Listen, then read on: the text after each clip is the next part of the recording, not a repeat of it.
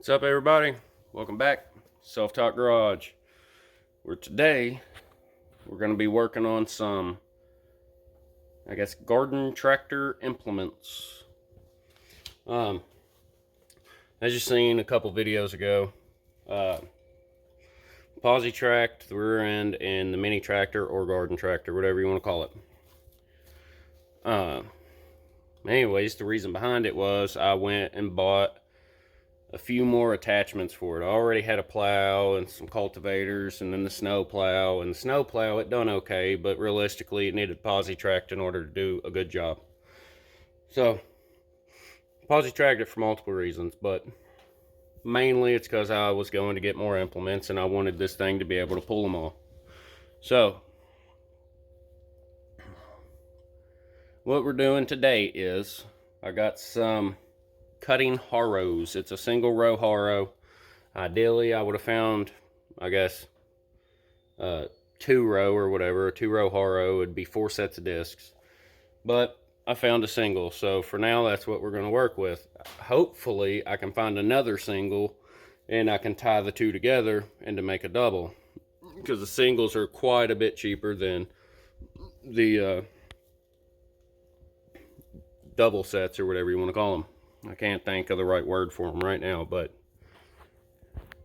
how that one has 2 of those, the other sets have 4, and they're kind of shaped like a square.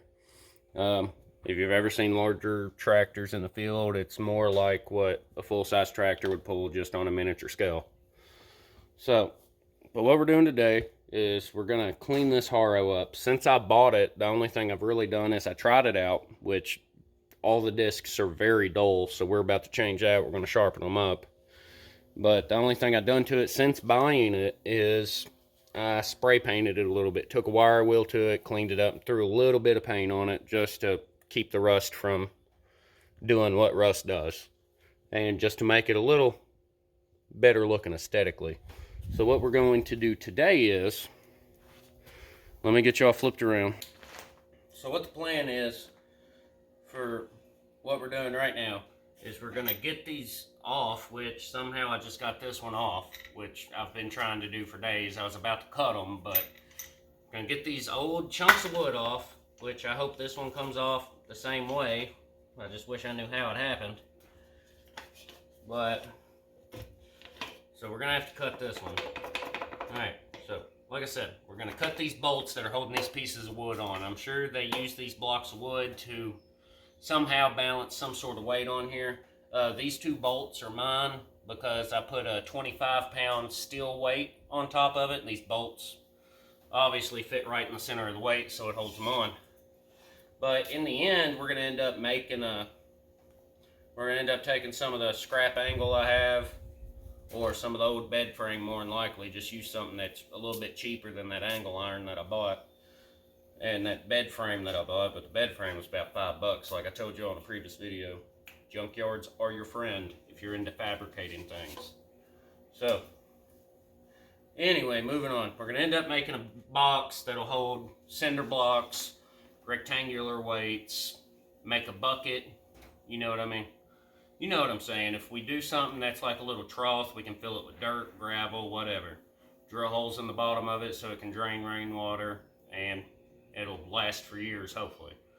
But as of right now, I have no foolproof plan yet on that, so we're not going to get into that in this video. But this video is just going to be kind of maintenance and neglect on this thing's part. We already painted it a little bit, as I said. That's why these areas don't look bad.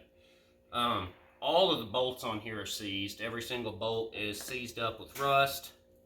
So these are technically adjustable. You're supposed to be able to twist them. You loosen the nut, you can twist them, move them in, move them out, whatever, in order to get it to cut the way you want. Because the sharper angle, the more aggressive they cut. The lighter angle, the less aggressively they cut. So I mean, you can make these things super aggressive, or you can make them just kind of go across the dirt just enough to cut little divots in it. So right now, this is kind of a happy medium. The only thing I don't like is this side is cutting way harder than the other. So one side is throwing dirt a little bit further than I'd like it to. But like I said, not really able to do anything about it because these bolts have definitely locked up on here. And before I attempt to cut any of these off and replace them with newer hardware, I want to get new hardware. So that's something we're going to have to wait for. But in today's video, what we're going to do is we're going to sharpen all of these discs up, which is obviously going to take time. There's a bunch of them. There's 8 discs, and we got to go around them on both sides because these are literally rounded off from use. So somebody definitely got a lot of use out of these. They had them for a long time, and I was just lucky enough to come across them on Facebook Marketplace and pick them up for a decent price, along with a few other things that you all will be seeing here soon enough. But for now, I'm going to go ahead and get this cut off, and then we're going to start getting ready to start grinding all of these down to get a sharper edge on them, because they are just going across the top of the ground out there even though it's already been plowed. They're not wanting to cut. So what we actually did the other day when I was trying to use these things, we had 2 people standing on top of it as I was pulling it with the garden tractor or mini tractor. I call it the mini tractor, so after this point, if I say mini tractor, you know I'm talking about the garden tractor. But anyways, I was pulling it with the mini tractor. It just wasn't going into the ground. It wasn't doing a very good job. So 2 people actually stood on this, and I pulled it through there to try and chop up the ground, to get the ground cut up. But since then, I've went through and plowed the ground again because it's dried up quite a bit, and I just wasn't able to get the plow into the ground last time. So I went back there and I plowed it again so I could get that plow to actually dig a little bit deeper. And I tweaked the plow a little more to get it to pull properly, because I do have a 3-link on my little garden tractor, but like I said, it is all adjustable, and to get all these implements to pull right when they're not designed for that style of garden tractor, you know what I'm saying. It takes a little effort and a little bit of work, but all right, talk long enough. I'm gonna get to sharpening these things. And as you can see, if you're ever doing anything like this, you do want to wear some sort of respirator, because there's a whole lot of rust and a whole lot of dirt, and this grinder is going to make a whole lot of dust, and you don't want it in your lungs. Yeah, I should probably wear safety glasses too, but I don't have any on me right now, so we're just going to try to throw the sparks away from me.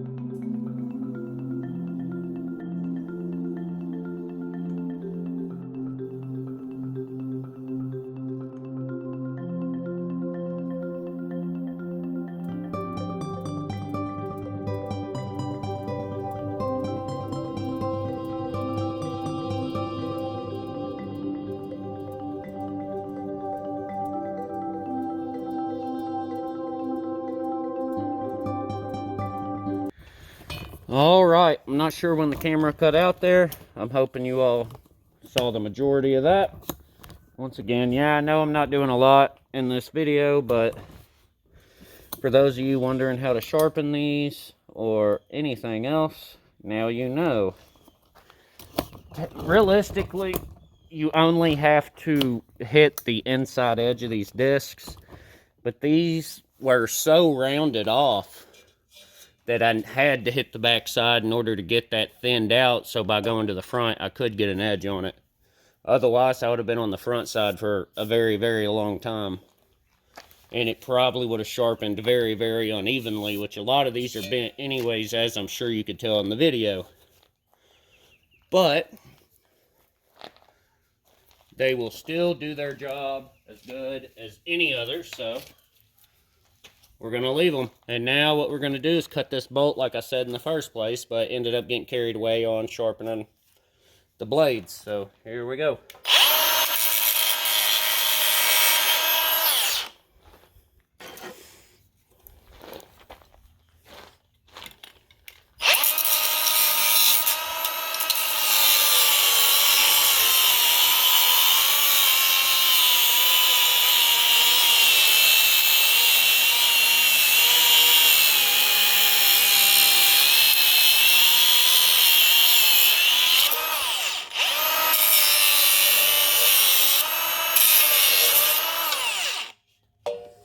Alright, so I got the nut cut in half.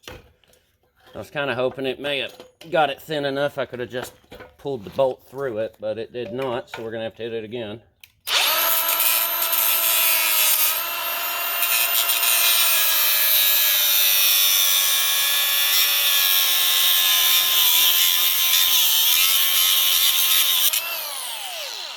And there we are. As you see, when you're cutting bolts out of something like that, if you cut one side of the head off, there you have it. You can pull it right out. Alright, so now that we got that done, we're going to go out back, and I'm going to see how they cut. And I guess the next thing we're going to do is clean up all of these wheels, the rest of this frame with the wire wheel. And we're going to throw a coat of paint on them to help keep the rust from getting any worse than it already is. So that will be something we are going to do tomorrow. But for today, I'm going to call good enough good enough. But we'll get back at it in the morning.